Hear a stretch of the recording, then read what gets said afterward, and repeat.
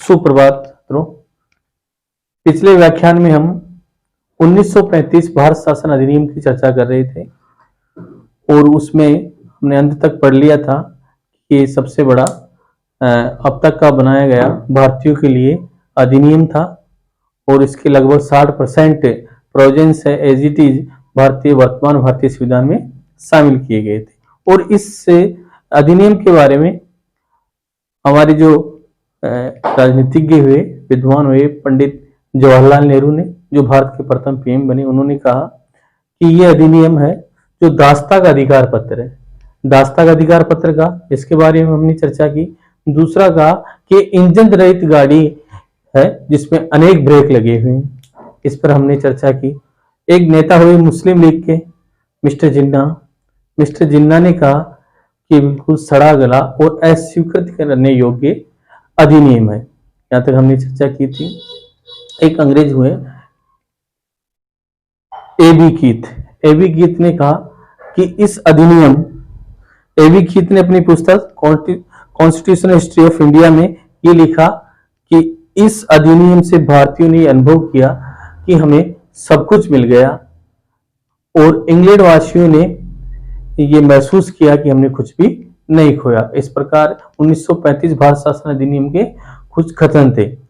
आज का जो हमारा टॉपिक है वह है 1947 का स्वतंत्रता अधिनियम, 1947 का भारतीय स्वतंत्रता अधिनियम। आज का जो हमारा बिंदु है 1947 का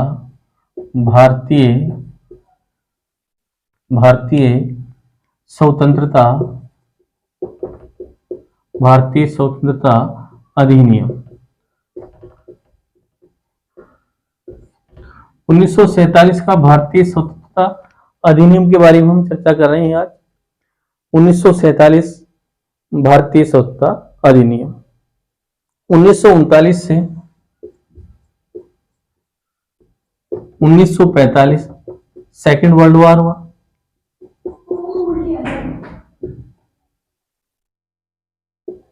सेकेंड वर्ल्ड वॉर हुआ 1939 से 1945 तक। अगस्त 1940 में अगस्त 1940 में अगस्त प्रस्ताव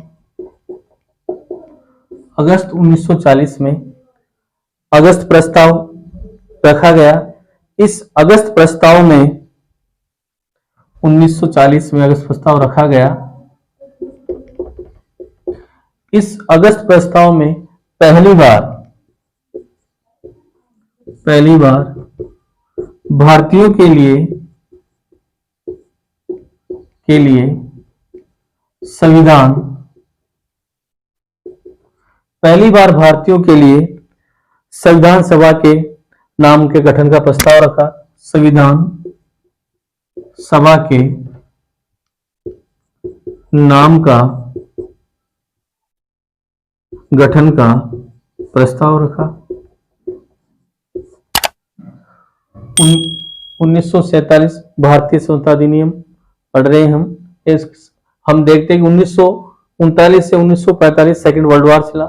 उसके बाद में अगस्त 1940 में अगस्त प्रस्ताव रखा, जिसमें पहली बार भारतीयों के लिए संविधान सभा के गठन की बात की गई। लेकिन भारतीयों ने इसे स्वीकार नहीं किया, क्योंकि इसके अंदर कहा गया कि अधिकांश जो इसमें सदस्य होंगे वो अधिकांश भारतीय होंगे। इस प्रस्ताव को स्वीकार नहीं किया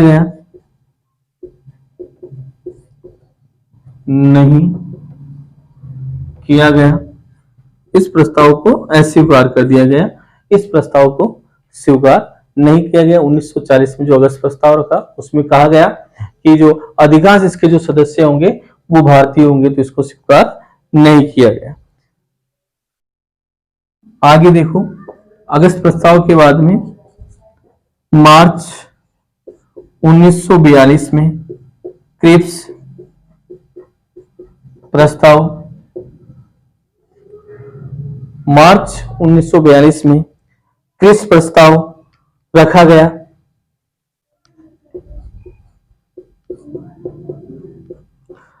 क्रिस प्रस्ताव रखा गया।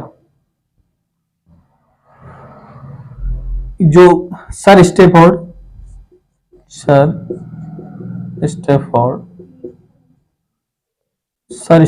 क्रिप्स के नेतृत्व में क्रिस प्रस्ताव रखा गया। इस क्रिस प्रस्ताव में कहा गया कि हम द्वितीय विश्व युद्ध के बाद भारतीयों के लिए संविधान सभा का गठन करेंगे, यानी कि युद्ध की समाप्ति के बाद हम भारतीयों के लिए जो क्रिस प्रस्ताव रखा, उस क्रिस प्रस्ताव में कहा गया कि युद्ध की समाप्ति के बाद हम भारतीयों के लिए संविधान सभा का गठन करेंगे। इस प्रस्ताव को इसलिए स्वीकार कर दिया गया, इसके बारे में इस क्रिस प्रस्ताव को स्वीकार किया गया और गांधी जी ने कांग्रेस ने इसको अस्वीकार कर दिया। कांग्रेस ने क्रिप्स प्रस्ताव को अस्वीकार कर दिया।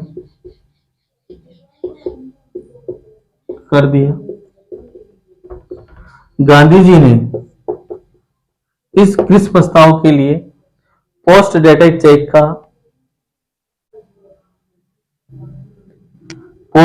चेक यानी दिवालिया बैंक का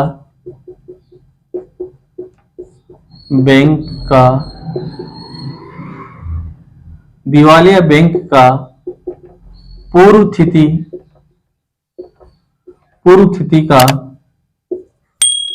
चेक का रिसीव बनाया नहीं जा सकता, क्योंकि उस समय ऐसी स्थिति चल रही थी, सेकेंड वर्ल्ड वॉर हो रहा था। उस समय इंग्लैंड की जो स्थिति थी उस समय सामान्य नहीं थी, यानी कि इंग्लैंड युद्ध में हारता हुआ जा रहा था। उस समय भारतीयों के लिए जो 1942 में जो क्रिस प्रस्ताव रखा, उस क्रिस प्रस्ताव में कहा था कि युद्ध की समाप्ति के बाद भारतीयों के लिए संविधान सभा का गठन किया जाएगा। ये प्रस्ताव रखा। कांग्रेस ने इस क्रिस प्रस्ताव को अस्वीकार किया तथा गांधी जी ने क्रिस प्रस्ताव के संदर्भ में प्रस्ताव में तुलना की कि दिवालिया बैंक के पूर्व तिथि चेक के समान, यानी पोस्ट डेटेड चेक का। 1945 की बात देखो। 1945 में यूएनओ की स्थापना हुई। 24 अक्टूबर 1945 को यूएनओ की स्थापना हुई। उस समय जो पीएम था तो मिस्टर चर्चिल थे, विंसेंट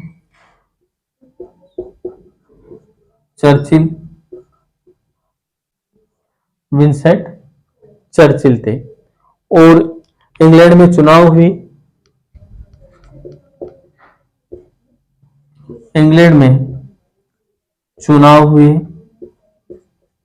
और चर्चिल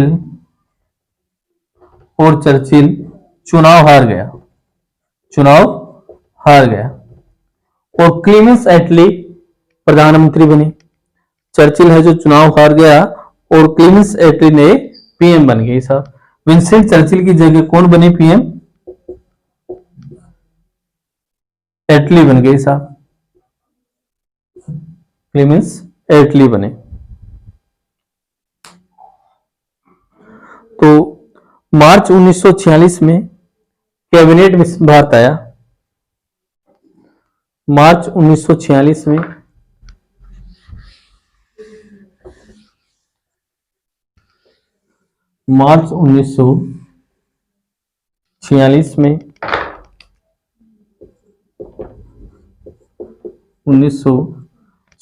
में कैबिनेट मिशन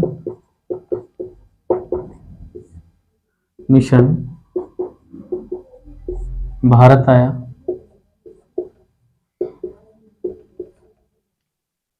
जैसे ही एटली प्रधानमंत्री बने और वो भारतीयों के पक्ष में भी थे कि जिस मां के पुत्रों ने दो युद्धों में भाग लिया उनको स्वतंत्र होना लाजमी है। तो इसमें देश थे। क्लीमेंस एटली ने 1946 में कैबिनेट मिशन भारत आया। इस कैबिनेट मिशन में सर 3 सदस्य भेजे। सर इसके कैबिनेट के मंत्री थे सर पैट्रिक लॉरेंस, एवी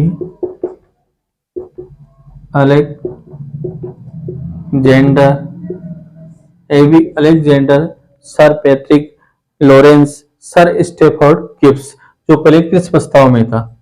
सर स्टेफर्ड क्रिप्स, क्योंकि पहले क्रिप्स प्रस्ताव के में सन स्टेफर्ड क्रिप्स आ चुके थे उसको भारतीय व्यवस्थाओं के बारे में। तो ये जो 1946 में जो कैबिनेट मिशन आया, इस कैबिनेट मिशन ने सभी सदस्यों को, भारतीयों को, कांग्रेस को, सभी सदस्यों को बुलाया और सभी की राह ली, सभी से चर्चा की। सभी से चर्चा लेकर ये ब्रिटिश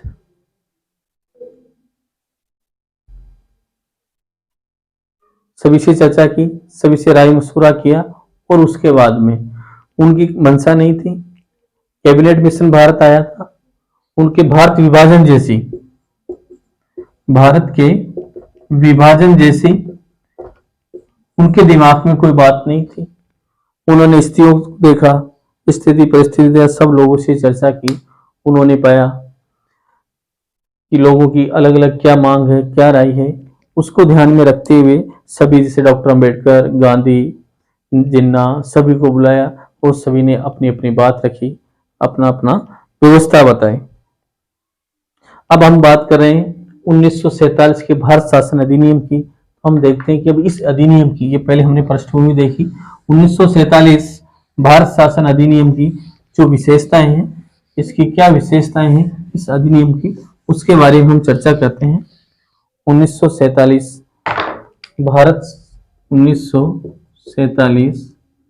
भारतीय स्वतंत्रता अधिनियम 1947 भारतीय स्वतंत्रता अधिनियम, इसकी हम विशेषताओं की चर्चा कर रहे हैं। इस अधिनियम की क्या विशेषताएं थी, इस अधिनियम की विशेषता की हम चर्चा कर रहे हैं। इसमें पहली है कि ये ब्रिटिश संसद द्वारा, यह है ब्रिटिश संसद द्वारा बनाया गया भारतीयों के लिए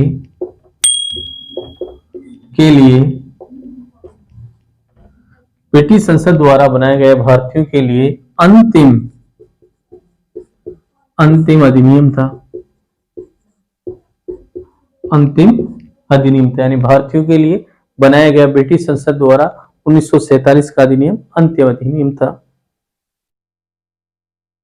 इस अधिनियम के अंतर्गत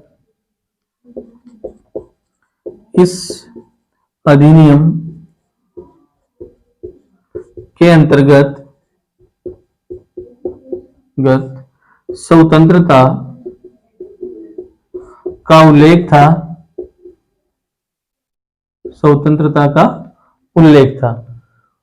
जो 1947 का जो अधिनियम बना स्वतंत्रता का, वो ब्रिटिश द्वारा बनाया गया अंतिम अधिनियम था और इस अधिनियम के अंतर्गत स्वतंत्रता का उल्लेख था। 14 अगस्त पाकिस्तान व 15 अगस्त 1947 को भारत स्वतंत्र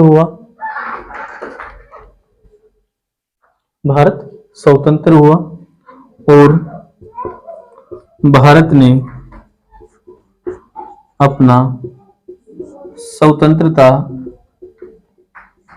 दिवस मनाया।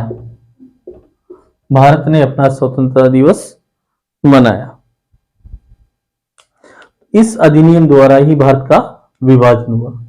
अगर आप से कोई चर्चा करे तो फिर भारत का विभाजन किस अधिनियम से हुआ, तो इस अधिनियम से ही भारत का क्या हुआ, विभाजन हुआ। इस अधिनियम द्वारा ही भारत का विभाजन किया गया। 1947 भारतीय स्वतंत्रता अधिनियम की हम चर्चा कर रहे हैं। इसकी विशेषताएं, तो ब्रिटिश द्वारा बनाया गया अंतिम अधिनियम था भारतीयों के लिए। इस अधिनियम में भारतीयों के लिए स्वतंत्रता का उल्लेख किया गया और 14 अगस्त पाकिस्तान और 15 अगस्त 1947 को भारत को स्वतंत्र किया गया और भारतीयों ने अपना स्वतंत्रता दिवस